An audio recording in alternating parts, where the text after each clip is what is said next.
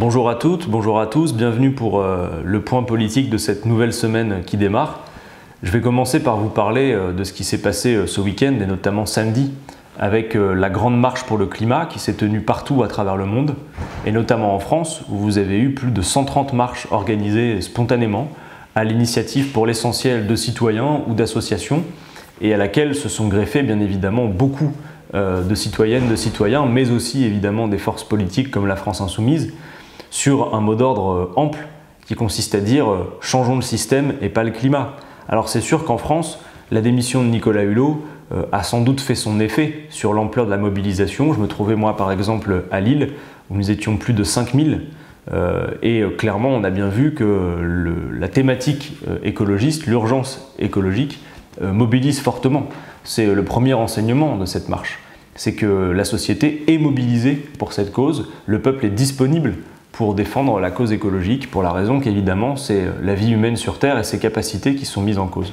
L'autre enseignement, c'est que les mobilisations le week-end, eh bien, ça fonctionne, avec des gens qui n'ont pas l'habitude de manifester, qui se sont eh bien, mêlés à cette marée humaine que nous avons pu voir dans les grandes villes de France, mobilisées sur la question du changement climatique. Alors c'est clair qu'il y a besoin de poursuivre cette mobilisation, parce qu'on le voit bien, le diagnostic posé est établi, c'est l'incompatibilité du libéralisme économique qui poursuit la compétition généralisée de tous contre tous, le grand déménagement du monde, les accords de libre-échange comme il s'en est encore signé cet été dans la plus grande opacité, et bien tout cela, le productivisme, le capitalisme prédateur qui demande toujours plus de rendement, n'est pas compatible avec l'écosystème qui permet la vie humaine sur Terre. On sait que les ressources sont finies, on sait que nous sommes en dette écologique. Or, on voit que le pouvoir tergiverse tout le temps. On ne peut pas se contenter de la prise de conscience. Or, vous voyez, on a un ministre nouvellement nommé, M. de Rugy, qui remplace Nicolas Hulot et qui, à peine installé, est déjà dans son rôle de grand renonciateur et qui nous explique que, par exemple, eh bien, le projet absurde de montagne d'or en Guyane va se faire et qui nous explique aussi des choses en contradiction parfaite avec les propres convictions qu'il présentait lui-même lorsqu'il était, vous vous en souvenez peut-être, candidat à la primaire de gauche, François de Rugy. Il disait par exemple en matière énergétique qu'il pensait qu'il fallait prendre une décision politique qui consiste à dire d'ici à 2050, nous pouvons faire 100% de renouvelables et même se passer de l'électricité nucléaire. Et aujourd'hui, il est à son poste de ministre et puis il nous dit non, mais on peut remettre ça à plus tard, il ne faut pas être si radical, alors que lui-même disait des choses très clairement lorsqu'il était candidat. Et on peut imaginer que sur un tas d'autres sujets, qu'il s'agisse de l'agriculture, qu'il s'agisse des transports, eh bien, on va avoir droit à ce genre de tergiversation. Par ailleurs, les premiers textes qui sont de nouveau discutés à l'Assemblée, comme la loi Pacte, sont des textes plus libéraux que jamais, qui montrent bien que le pouvoir n'entend pas le signal politique qui lui est adressé, qui consiste à dire il ne s'agit pas de verdir quelques pages de votre programme, il s'agit de faire de l'écologie la colonne vertébrale sur laquelle tout repose. C'est ce que nous proposons avec la France Insoumise. Et nous ne disons pas ça pour privatiser l'écologie, on souhaiterait nous que tout le monde soit écologiste, c'est ce que nous disons, parce que cela concerne tout le monde, quel que soit un désaccord politique par ailleurs. Mais la France Insoumise a des propositions à faire. Et elle propose par exemple que plutôt que de suivre l'absurde règle d'or budgétaire qui fait qu'on comprime la dépense publique, eh bien nous puissions inscrire dans notre Constitution la règle verte, qui fait qu'on se donnerait pour objectif de solder la dette écologique que nous avons envers la planète. Et figurez-vous que c'est un défi passionnant, parce que ça veut dire organiser la production, la distribution et la consommation dans notre pays, revoir les process, l'ingénierie, toutes les compétences techniques pour faire en sorte que nous puissions produire de manière non seulement socialement utile, mais aussi et surtout écologiquement soutenable. On voit dans le débat sur la question climatique que d'ailleurs les enjeux sociaux et environnementaux sont particulièrement liés et cela apparaît plus que jamais sous nos yeux. Ce sont souvent les plus pauvres qui pâtissent les premiers des conséquences du changement climatique. Et nous en appelons à des décisions de long terme, en rupture avec le capitalisme hyper financiarisé qui nous impose des logiques de très court terme. On a besoin de pouvoir reprendre le contrôle sur le temps long et pour cela il faut en passer à un mot dont il ne faut pas avoir peur, qui consiste à organiser les choses, c'est la planification. La France Insoumise en appelle à la planification écologique. Alors, dans les semaines, les mois à venir, eh bien, il ne faut pas que la démission de Nicolas Hulot et cette fabuleuse étape des marches de ce week-end pour le climat restent lettre morte. On voit bien, le pouvoir est sourd, il veut continuer, et le peuple, lui, est mobilisé sur cette question. Cette mobilisation doit se poursuivre. Je vous appelle à la plus grande vigilance, à la plus grande fermeté sur le sujet. Nous allons devoir continuer, c'est notre responsabilité. Alors le deuxième sujet que je souhaitais évoquer aujourd'hui avec vous est celui de l'immigration. Parce que pour une raison qui nous échappe, beaucoup de commentateurs laissent entendre dans le débat public que la France insoumise serait floue ou ambiguë sur ce sujet. Ça nous étonne particulièrement parce qu'en réalité, nos positions sur la question de l'immigration n'ont pas été modifiées depuis la campagne présidentielle, le programme que nous avons défendu, l'Avenir en commun. On est même allé plus loin dans l'actualisation de ce programme, notamment autour du débat sur la loi Asile-Immigration. Nous avons clairement dit qu'Emmanuel Macron était défaillant sur un certain nombre de sujets, qu'on ne pouvait pas tolérer par exemple qu'on enferme des gamins 90 jours, que quand on passe à 90 jours de rétention, on est finalement dans la criminalisation de la demande d'asile. Bref, donc nous sommes clairs sur ce sujet et voici en quoi nous pouvons résumer la position de la France insoumise. D'abord, ce que nous disons, c'est que lorsque des personnes fuient leur pays, ils ne le font pas de gaieté de cœur. C'est une souffrance que de s'arracher à sa terre, à sa famille, à ses paysages. Ils le font parce qu'ils sont poussés à le faire, par de multiples raisons, et j'y viendrai juste après. Ils vont parfois jusqu'à traverser un fossé comme la mer Méditerranée dans des conditions absolument terribles que vous connaissez, que nous connaissons. Et alors, quand ils arrivent à nos portes, que faire? Les rejeter à la mer? Tergiverser sur l'accueil de l'Aquarius, comme Emmanuel Macron l'a fait, alors que par ailleurs il y a des règles très strictes, y compris en matière de naufrage en mer et de la nécessité de porter secours aux naufragés en mer? Ça n'est pas sérieux, ça n'est pas raisonnable. Il faut pouvoir créer les conditions d'un accueil digne de celles et ceux qui arrivent, et cet accueil doit être coordonné, notamment au niveau européen.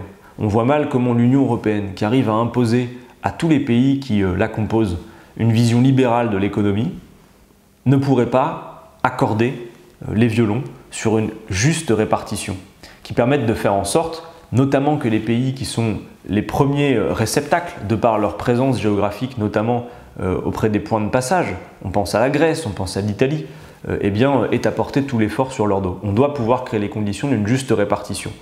D'ailleurs, de ce point de vue, s'il existe des phénomènes de vagues migratoires, il n'y a aucunement de submersion, comme on peut l'entendre, y compris parfois dans la bouche du ministre de l'Intérieur. Les mouvements de population sont vieux comme l'histoire de l'humanité. Ça a toujours existé. Et quand on voit en proportion ce que ça représente aujourd'hui, on parle de 1 à 2 millions de personnes face à près de 500 millions d'habitants en Union européenne, ça représente donc à peu près 0,2% de la population, soit une personne pour 1000 habitants. Et nous ne pourrions pas y faire face, ça n'est pas sérieux. Nous pouvons le faire et nous avons un devoir d'humanité qui consiste à le faire. En revanche, ce qu'il y a de clair, et il faut le dire aussi, c'est qu'on ne peut pas s'en tenir à ce discours-là. D'abord, je m'étonne de voir que certains découvrent que la France insoumise n'a jamais défendu la liberté d'installation. Nous n'avons jamais tenu ce discours-là. Nous avons toujours dit qu'il fallait un accueil digne, mais qu'il fallait, et j'y viens, traiter les causes. Parce que nous connaissons les causes des migrations. Nous savons pourquoi les pays d'origine deviennent invivables au point que les gens soient contraints et forcés à les quitter. Et nous savons aussi, et c'est le plus important, que nos économies ont une responsabilité dans le fait que ces pays ne soient plus vivables. Il y a plusieurs causes au fait que ces pays ne soient plus vivables. Il y a d'abord la question des conflits, des guerres à l'international, comme on peut le voir. Et ces conflits, la France a une capacité diplomatique forte et elle pourrait jouer son rôle pleinement si notamment elle retrouvait son indépendance. Or aujourd'hui, la France est embarquée dans les affaires de l'OTAN qui conduisent à des décisions politiques et géopolitiques qui ne sont pas tenables.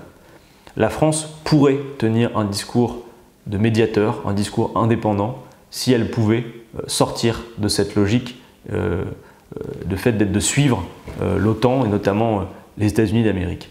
Ensuite, la deuxième grande cause, c'est bien évidemment les accords de libre-échange et les accords commerciaux inégaux.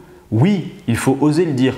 Nous faisons souvent notre propre beurre économique sur le fait de ruiner les capacités de développement de ces pays parce que nous les inondons de nos produits et de nos économies à l'export qui font que ces pays n'arrivent pas ensuite à se développer eux-mêmes économiquement et que donc il n'y a pas de débouché et que donc les gens n'ont pas d'autre choix que de s'en aller pour trouver une issue, pour pouvoir faire manger leur famille. Et enfin, et c'est le plus important, c'est le premier thème de la vidéo que vous suivez actuellement, la question climatique. Évidemment, nous savons que de plus en plus, il y a des réfugiés climatiques. Et figurez-vous que là, on parle de 1 à 2 millions de personnes, mais les experts scientifiques nous alertent et nous expliquent que si l'on n'endigue pas clairement le changement climatique, d'ici à 2050, ce sera non pas 1 à 2 millions, mais des centaines de millions de personnes qui vont être poussées à quitter leur pays. Aujourd'hui, c'est quelques dizaines de millions dans le monde. Et demain, ce sera des centaines si l'on ne fait rien. Par conséquent, quand nous disons qu'il faut aussi endiguer le changement climatique, qu'il faut lutter fermement contre lui, qu'il faut passer à la règle verte, à la planification écologique, c'est aussi créer les conditions que les pays d'origine ne soient plus invivables. Et je pense que nous avons une responsabilité aussi de ce point de vue, qui est de dire on ne peut pas simplement tenir un discours de pays réceptacles, comme si effectivement on dirait soit d'une part on veut de personne, on met des barbelés partout, on recule nos frontières, personne ne peut venir, d'une part, ou alors dire l'inverse, on ne s'occupe pas de savoir pourquoi les gens partent, on ne s'occupe pas de savoir ce qui les fait se déplacer et pourquoi ils se déplacent dans des conditions aussi terribles que cela au point de traverser la Méditerranée, et du coup tout le monde peut aller où il veut, quand il veut, il n'y a aucune règle. Non, il faut se poser la question de savoir pourquoi les gens partent et comment on peut travailler à éviter ce phénomène. Voilà, je ne vois honnêtement pas où est l'ambiguïté et je vois encore moins quelle peut être une position plus raisonnée que celle-ci, qui consiste à dire quand les gens sont là, oui, soyons fraternels, accueillons-les correctement et organisons cet accueil, pas de manière anarchique. Et d'autre part, assumer le fait qu'il y a des causes à ces départs et que c'est sur ces causes qu'il va falloir travailler à l'avenir, sans quoi, effectivement, il risquerait d'y avoir des problèmes. Parce que imaginez ce que peuvent provoquer des mouvements de population de l'ordre de plusieurs centaines de millions. Par conséquent, vous le voyez, aucune ambiguïté sur le sujet, et je vous invite d'ailleurs à retrouver le livret très complet qu'a mis sur pied le groupe parlementaire de la France Insoumise lors du débat sur la loi Asile et Migration. Vous y verrez dans le détail à la fois notre diagnostic, notre projet et tout le détail des propositions que nous avons formulées et que nous continuons à formuler sur cette question. Je voulais aussi vous parler du perchoir de l'Assemblée nationale qui anime beaucoup d'ambition, vous l'avez vu dans les rangs de La République En Marche, puisque suite à la démission de Nicolas Hulot et à son remplacement par François de Rugy, qui était le président de l'Assemblée nationale, nous aurons ce mercredi à élire notre nouvelle présidente ou nouveau président de l'Assemblée nationale. Alors au sein de La République En Marche, on a vu comment ça se passait, le nouveau monde, bien évidemment il y a eu, et c'est souhaitable, plusieurs candidatures, des candidatures de femmes, et c'est une bonne chose, plusieurs candidatures dans les bancs de La République En Marche. Bon, il y en a eu une, vous avez vu, c'était assez drôle parce qu'on a eu en l'occurrence affaire à un véritable sursaut d'instinct de survie politique de la part d'une députée de La République En Marche, laquelle s'est présentée, je crois, sur RTL la semaine dernière le matin à 8 h pour expliquer pourquoi elle était candidate au perchoir de l'Assemblée nationale et puis pour expliquer que Richard Ferrand, qui est le candidat de La République En Marche donné favori, n'est absolument pas, et bien évidemment on la comprend quand elle le dit, le signe du renouveau en politique et du renouvellement qui serait souhaitable pour le perchoir de l'Assemblée. Bon, elle dit ça à 8 h du matin, et puis à 14 h, communiqué de presse, où elle annonce que, tout compte fait, elle a bien réfléchi, entre 8 h et 14 h, et qu'elle a décidé de retirer sa candidature parce que finalement les propositions que formule Richard Ferrand lui conviennent parfaitement, qu'elle s'y retrouve, et que donc d'ailleurs, son choix étant personnel, elle choisit de soutenir la candidature de M. Ferrand. C'est assez intéressant de voir comment cela se passe. Et donc il y a par contre deux autres courageuses qui, elles, ont décidé de maintenir leur candidature au perchoir. Et tout cela s'est réglé aujourd'hui puisque réuni à Tours pour sa rentrée parlementaire, le groupe La République En Marche a élu son candidat pour le perchoir lors de l'élection qui aura lieu à l'Assemblée mercredi. Et malheureusement, sans surprise, c'est Richard Ferrand qui sera le candidat de La République En Marche au perchoir. Je dois dire que, en ce qui concerne le Nouveau Monde, chaque jour donne à voir que le Nouveau Monde est plutôt le recyclage de l'ancien en permanence. C'est ce qui se passe. et nous le regrettons parce que nous souhaitons effectivement qu'il y ait un renouvellement et dans nos institutions, c'est souhaitable qu'il y ait des respirations et nous pensons que ce serait un bon signal par exemple aussi que ce soit une femme qui soit au perchoir de l'Assemblée nationale. D'autant plus dans un quinquennat où Emmanuel Macron a annoncé dès le début qu'il ferait du sujet de l'égalité femmes-hommes la grande cause du quinquennat. On vous a déjà dit tout ce qu'on en pensait, notamment autour de la loi Schiappa, avec en plus le très peu de budget qui est consacré à cette cause. Bien évidemment, toujours pareil, l'austérité budgétaire qui dicte toutes les trajectoires politiques. Mais bon, donc on se retrouve avec Richard Ferrand comme candidat favori. Mais moi je veux dire qu'il y a une autre solution qui nous paraît la plus souhaitable, la plus désirable. C'est la candidature que nous présentons avec la France Insoumise, qui sera face à celle de Richard Ferrand, qui est la candidature de mon amie et camarade, ma collègue Mathilde Panot, qui a toutes les qualités requises pour être au perchoir de l'Assemblée nationale, pour faire respecter la bonne tenue de nos débats et aussi pour incarner certaines valeurs. Je pense par exemple à la question climatique. Mathilde est particulièrement en pointe sur ces sujets. Elle siège à la commission développement durable à l'Assemblée. C'est quelqu'un qui est connu pour avoir mené le combat et continuer à le mener quotidiennement sur ces questions-là. Eh bien, je pense que ce serait un bon signal en plus que la question climatique est transpartisane et qu'elle concerne tout le monde. Et de ce point de vue, il y aura un véritable signal politique. Et c'est la première des raisons pour laquelle je pense que la candidature de Mathilde est véritablement souhaitable et désirable. Ensuite, il y a autre chose, c'est que effectivement, il y aura l'occasion, y compris pour celles et ceux de La République En Marche qui sont d'accord avec nous sur le fait que ce serait un bon signal d'envoyer une femme au perchoir de l'Assemblée nationale, et bien, grâce à la candidature que nous proposons, celle de Mathilde Panot, eh bien, ils auront l'occasion de le faire, puisqu'ils pourront, eux aussi, décider de voter pour une femme au perchoir de l'Assemblée nationale. J'espère qu'ils saisiront l'occasion pour faire aussi cette démonstration qu'ils ne sont pas cette secte qu'ils donnent à voir depuis maintenant un an, qui ne réfléchit qu'à ses intérêts particuliers, et qu'ils auront à cœur du message politique qu'envoie notre institution, l'Assemblée nationale, à tout le pays, et même au-delà, parce que si pour la première fois le quatrième personnage de l'État en France, à savoir le président de l'Assemblée nationale est une présidente, c'est clair que ce sera un signal positif envoyé bien au-delà d'ailleurs des frontières françaises.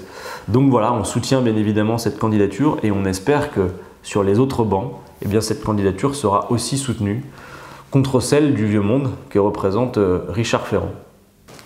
Je profite de l'occasion pour terminer cette vidéo pour adresser un message de soutien puisque jeudi 30 septembre, au petit matin, il y a eu un accident grave qui s'est produit sur le site de PSA à Valenciennes, un accident de travail où deux ouvriers ont reçu une lourde charge de plusieurs tonnes alors qu'ils effectuaient des manœuvres. Et parmi ces deux ouvriers, il y en a un qui est toujours à cette heure hospitalisé dans un état préoccupant. Il s'appelle Rémi. Et par cette vidéo, je veux lui adresser bien évidemment mon soutien, mais aussi votre soutien à vous toutes et tous. Vous dire aussi que pour Rémi, sa famille, pour faire reconnaître aussi le cadre d'accident de travail, de l'accident qui l'a conduit à être hospitalisé, eh bien, il y a une cagnotte qui est en cours, qui a été ouverte par ses collègues. Et je vous invite à y participer. Si vous pouvez faire un petit don sur cette cagnotte pour aider Rémi et ses proches dans la période qui est particulièrement difficile, et bien surtout n'hésitez pas à participer et à partager. Et quant à moi, je t'adresse un message de soutien, Rémi, comme tes collègues. Tiens bon et j'espère qu'on se retrouvera bientôt. Bon courage. Bon voilà, j'ai été bien assez long pour aujourd'hui. On me fait signe derrière la caméra qu'il faut s'arrêter parce que sinon ça va largement déborder. Je vous encourage en tout cas, si ce petit point politique vidéo qui vient compléter tout ce que nous faisons par ailleurs, le site internet, les petites notes de blog, le fait de passer régulièrement aux interventions à l'Assemblée, dans les médias, si ça vous convient, si ça vous plaît, si vous considérez que c'est utile, eh bien à nous encourager. Pour ça, vous pouvez mettre les petits pouces bleus en bas de la vidéo et également à vous abonner à cette chaîne YouTube et à ne pas hésiter dans les commentaires à nous dire ce que vous en avez pensé et surtout si vous avez des idées pour qu'on puisse améliorer ce format. Voilà, merci pour votre attention. Bonne semaine à toutes et tous.